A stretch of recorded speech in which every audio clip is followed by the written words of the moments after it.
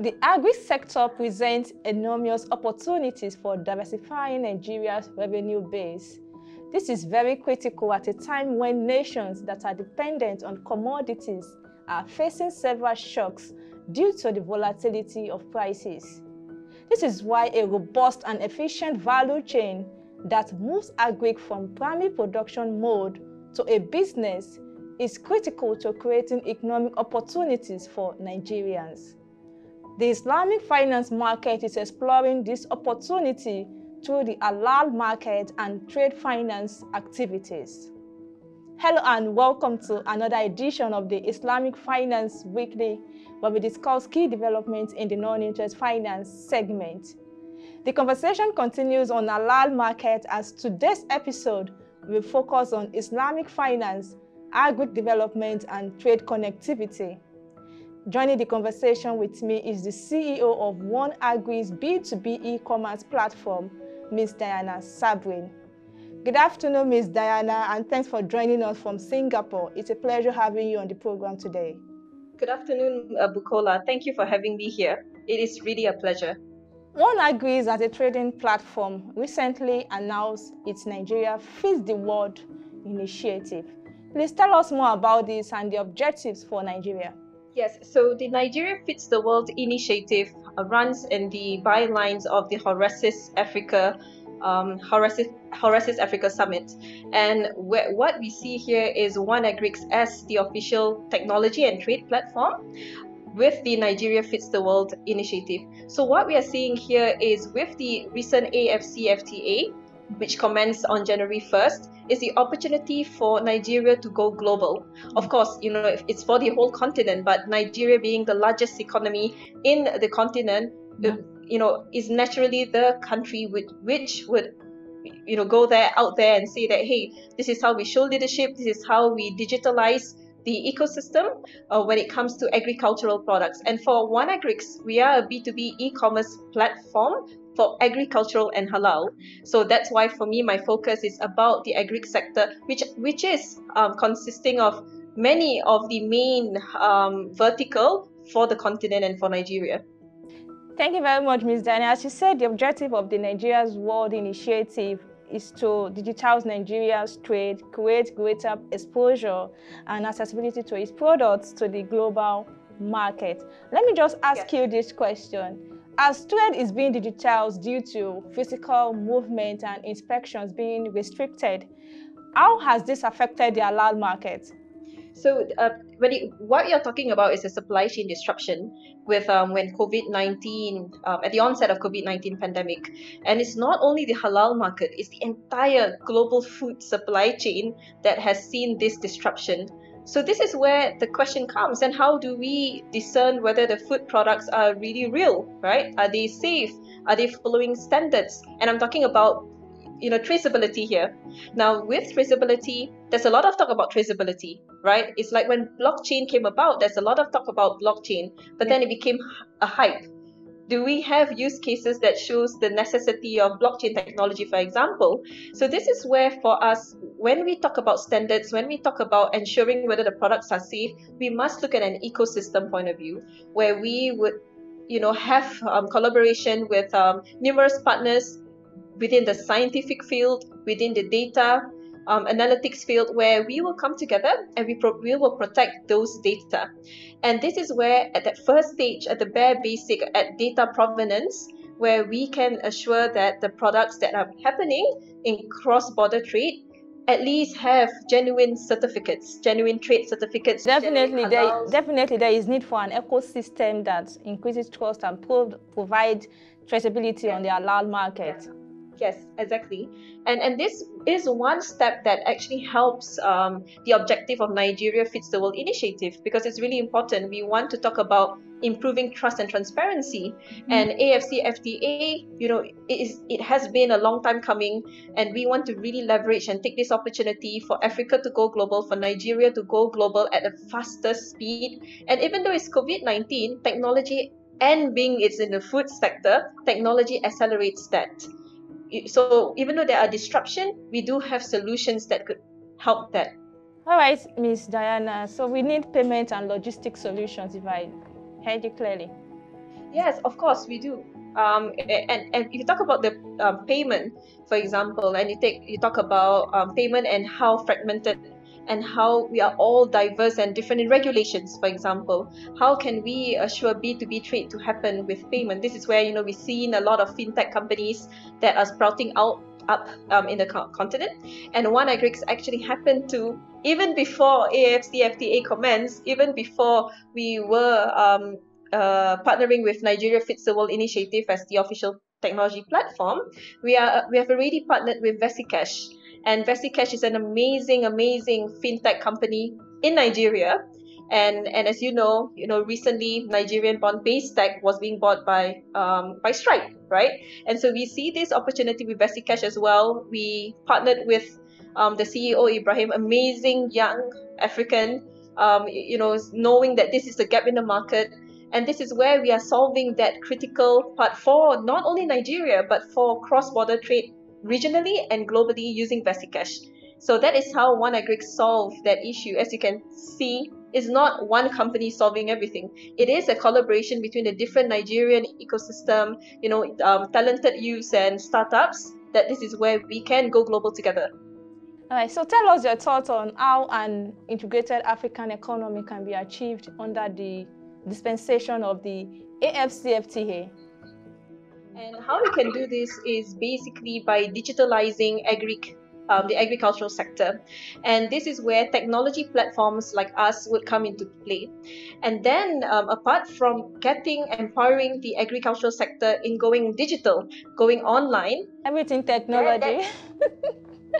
Everything technology, digitalization, you see? Yeah, well, but the truth is, we still need people on the ground. We still need to collaborate with others. We still need to speak to NAFDAC, for example. We need to collaborate with, MAN, Manufacturers Association of Nigeria. We need to collaborate with NABG. We need to have all these critical stakeholders, even at the federal level, to support us. So, Nigerian stakeholders and alone, we need that support. It's not all about technology. I mean, of course, you hear in the news people saying, oh, it's technology that is solving things. But the truth is, it's the human beings that need to come together to work together. Yeah. So how has the COVID-19 pandemic affected the world food system? And do you expect that the effect will be a permanent change? Yeah, no, this is a question that we get all the time. The COVID-19 pandemic really disrupts and really affects the food system. And I want you to actually, and the audience, to think it in these 5 pillars. You talk about food quality, you talk about food safety, you talk about food defense, you talk about food security, you talk about food authenticity. So this is where in those 5 pillars, you see that there are actually issues that we need to solve even before COVID-19 happened. Let me give you an example. Food quality. Am I eating whatever the ingredients are saying that we are eating? Am I buying what my expectations of the food are? Then you come with food security. Would I have enough food to eat, right? And then you talk about food safety. Is my food safe? Will the food make me sick? And then you talk about food authenticity. Is what I'm eating real? Where does my food come from? Is it fake? And then you talk about food defense. Would I be killed for my food? Will people hurt me and then I can't eat? And so if you look at this, these are really the 5 critical pillars, and this is how we see the OneAgrix ecosystem together with our African partners, how we can actually solve the global food system by working together.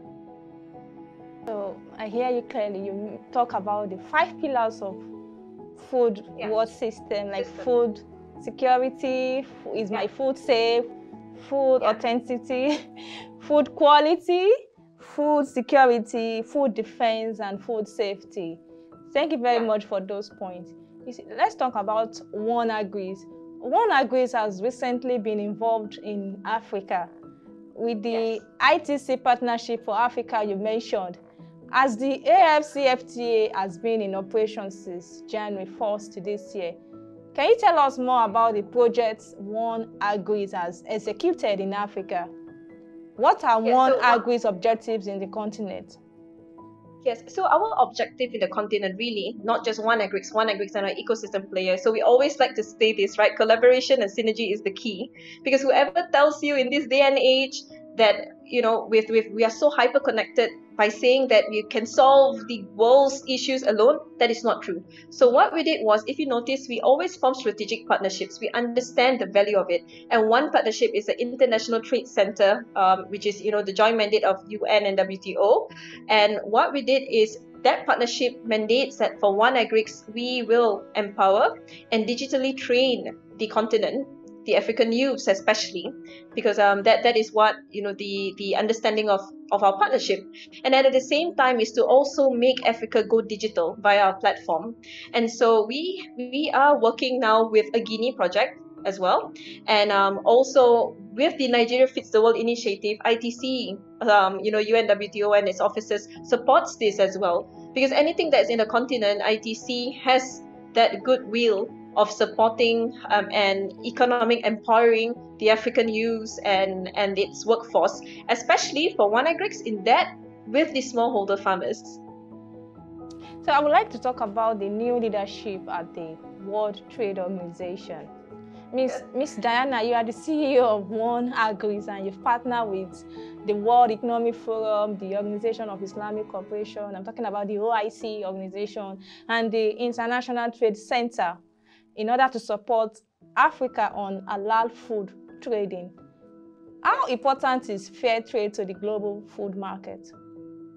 Yes, but before that, I wanted to say that when it comes to World Economic Forum, we were mentioned in it. We didn't partner. I better be clear because this is public.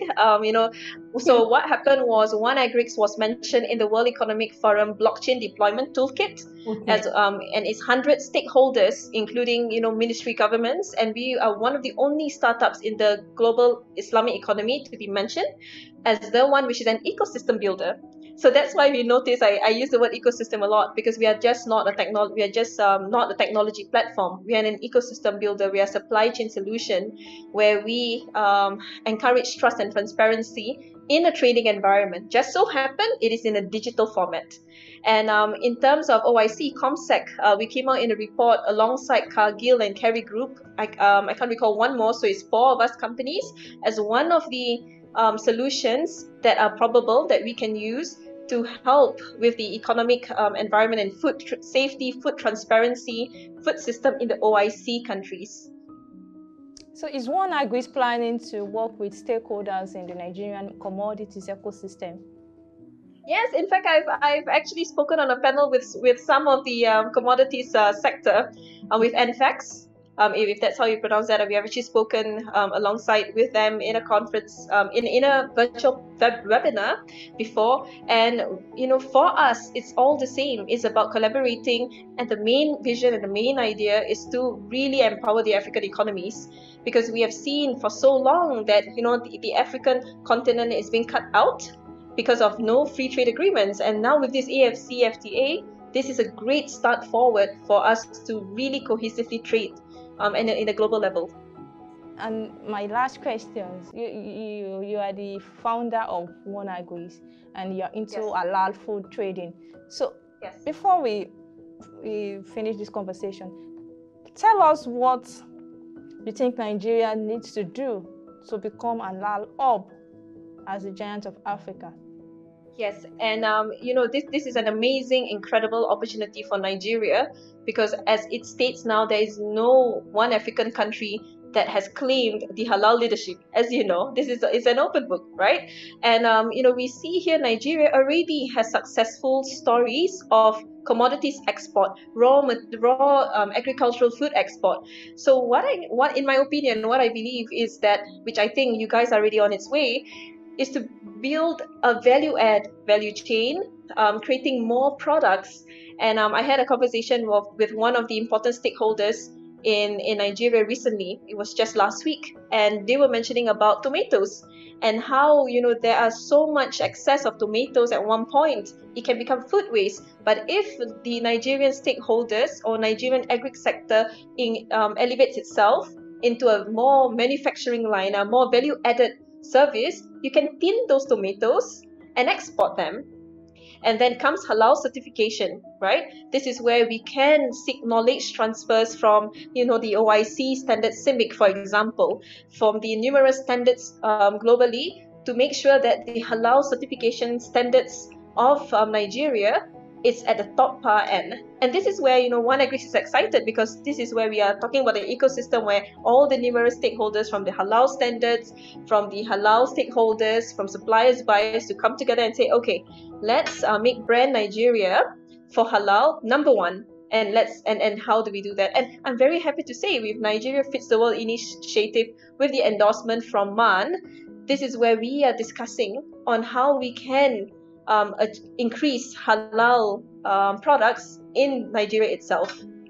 It has been an interesting discourse with you today, and I look forward to future engaging conversation on the halal industry.